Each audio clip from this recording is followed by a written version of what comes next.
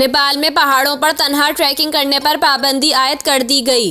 नेपाल को दुनिया के 8 बुलंद तरीन पहाड़ों का घर भी कहा जाता है, जबकि ये मुल्क अपने खूबसूरत ट्रैकिंग इलाकों के लिए भी जाना जाता है। ताहम अब से वो सयाह जो नेपाल के दूर दराज पहाड़ी इलाकों में सफ़र करने की उम्मीद रखते हैं, इन्हें हुकूमत के लाइसेंस याफ्ता टूर गाइड की खिदमत हासिल करना होंगी या फिर किसी ग्रुप में शामिल होकर ट्रैकिंग करना होगी। गैर मुल्की मीडिया रिपोर्ट्स के मुताबिक नेपाल टूरिज्म बोर्ड के डायरेक्टर मानी आर लामीजाने ने मुल्क में पहाड़ों पर तन्हा ट्रैकिंग करने पर पाबंदी आयद करने का ऐलान किया है। नेपाल टूरिज्म बोर्ड के डायरेक्टर की जानिब से जारी बयान में कहा गया कि ये फैसला इसलिए किया गया क्योंकि पहाड़ों पर तन्हा सफ़र में हंगामी सूरत हाल में मदद करने वाला कोई नहीं होता है। दूर दराज पहाड़ों में इंफ्रास्ट्रक्चर मुनासिब नहीं है।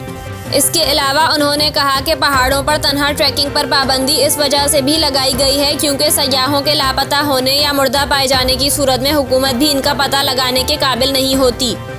वाज़ेह रहे कि इससे कबल नेपाली हुकूमत ने माउंट एवरेस्ट पर तन्हा ट्रैकिंग पर पाबंदी आयद कर रखी थी।